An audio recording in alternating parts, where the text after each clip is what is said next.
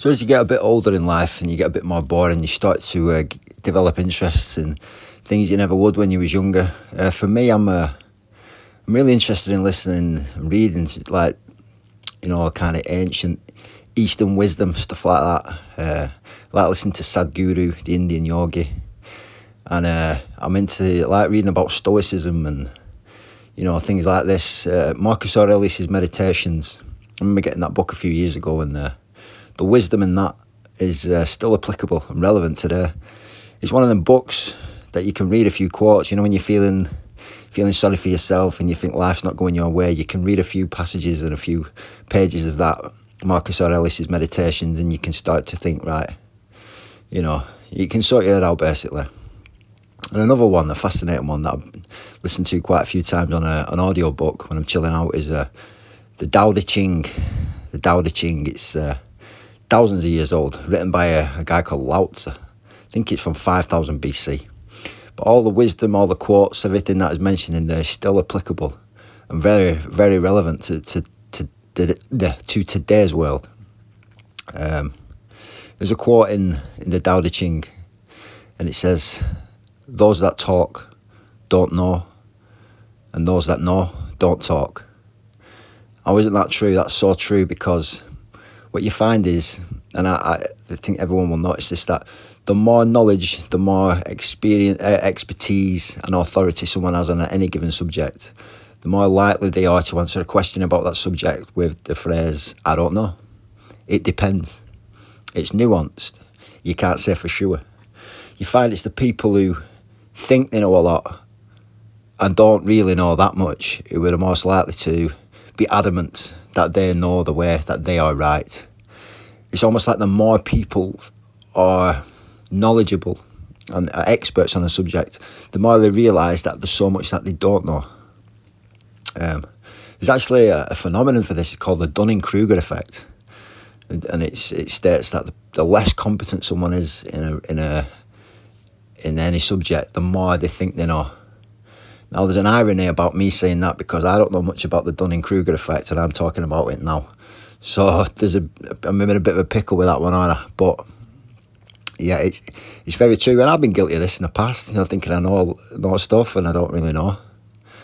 And for me, you can't really have a good, valid opinion on something unless you've had first-hand experience of it, unless you know about it. Knowledge comes from experience, in my opinion. An example of this is a lot of people who post lifting and fitness stuff on YouTube. A lot of quote unquote natural lifters, and the whole persona, the whole character is based on the fact they're a natural lifter. That's what that's their angle. But yet all they talk about is steroids. Every other post is about this and that, about steroids and stuff, and it's like, how the fuck do you know? How do you know? Unless there's something you're not telling us, which there probably is with a lot of them. But you don't know unless you've experienced it, or otherwise you're just parroting other people's shit, basically. And I saw a post recently, it was a guy, and I'm not knocking the guy at all, the guy's a seriously strong fella who really knows his stuff, and he had a point with what he was making. He was saying that cannabis is killing your gains, basically. He made a point that, it affects your REM sleep and inhibits testosterone to a degree, but lots of other stuff do. It's nothing like alcohol in that regards. But all the comments on this particular post were everyone just dismissing cannabis as, some people saying it's worse than alcohol, some people saying that no one can develop a good physique on cannabis. How can a stoner do this and blah, blah, blah. And it's just, these people obviously don't use it, and if they have used it, they've had a bad experience on it, and they're relating that to everyone else. Maybe he's got a point about weed affecting your gains, because there was this bodybuilder back in the day who liked to smoke weed. What were he called? The Austrian fella, Arnold, I think. Was it Arnold Schwartz, something like that? Yeah, and he had a pretty shit physique. I don't think he won many competitions, and it's probably because he smoked weed. I think it was the weed that definitely messed up his career. But it also goes down to knowledge and how you use it. I mean, if you look at the English attitude towards alcohol, compared to someone on the continent. Maybe people are different now, but when I was in my 20s, English lads went out specifically to get smashed. That was the whole point of drinking. That was the point, to get off your face on the beer. Whereas people on the continent, they'll have a glass of wine with the food. And that's their culture, and that's different. On the face of it, yeah, both of you are drinking every day, but the difference is massive. It's the same with cannabis. I mean, there's this myth that anyone who uses cannabis is sat behind darkened curtains all day. They've got long hair, all they wear is fucking flip-flops, eating biscuits and playing video games. Bullshit. It's bullshit. I'm obviously an advocate of cannabis. I use it myself. And it has benefits to me, you know. Mainly, like, it helps with my inflammatory bowel disease massively. With my appetite, with, you know, helping with the stomach cramps and stuff like that.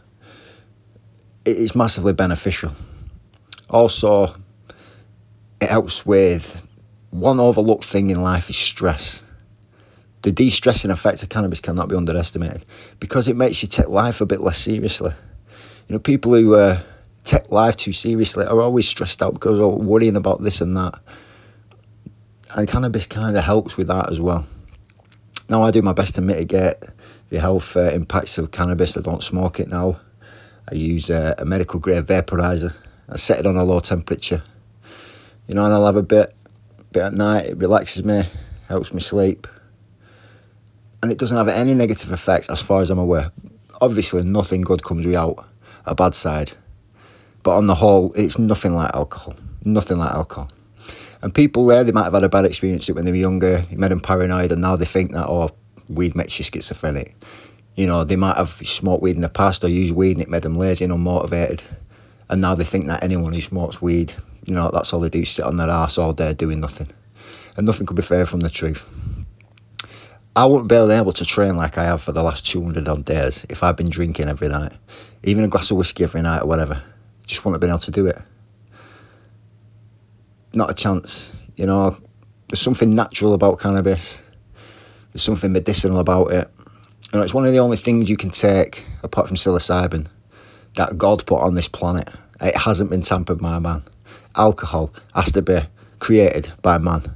Cocaine, all these other drugs, man has to have a hand in it. He has to help to create it. Not cannabis. Same with psilocybin. And isn't it funny that they're both used in medical situations? They both have massive beneficial effects. You know, cannabis was vilified. If you look into the story, it was, you know, after Prohibition in the States, you still had this massive squad of people who was hired to take out, you know, to enforce prohibition on alcohol. They had nothing, they had no target after that when alcohol became legal again. So they went after cannabis, and it's been vilified for years for no reason, really. Now, maybe this is just my personal opinion. It was just a post I read, and I thought people are just full of shit. They're commenting on things they don't know, you know, and they're making sweeping assumptions about things. And maybe it didn't, you know, maybe it didn't agree with them. But for me, it's a massive part of my recovery from training, of me dealing with an illness, of me looking at life a bit less seriously and just not taking life too serious and being about light-hearted, seeing humour in things. You know, it helps you to look at your ego from a detachment point of view as well. You know, I become less self-absorbed when I've smoked. Well, I don't smoke, but when I've consumed it. And I can think about a subject when I've had it and a subject when I've not had it, and I'll come up to two different opinions. And there's a guy called Lester Grinspoon who was a former professor at Harvard University. And he set out to write a book about the dangers of cannabis. He ended up trying it, using it, and became a lifelong user, and said that he would not make an important decision without being under the influence of cannabis. So what does that tell you? And that's from a former Harvard professor. So yeah, each to their own. You know, I'm just commenting today on a post I saw. For me, cannabis is not the enemy. It's not a bad thing like people make it out to be. But there you go.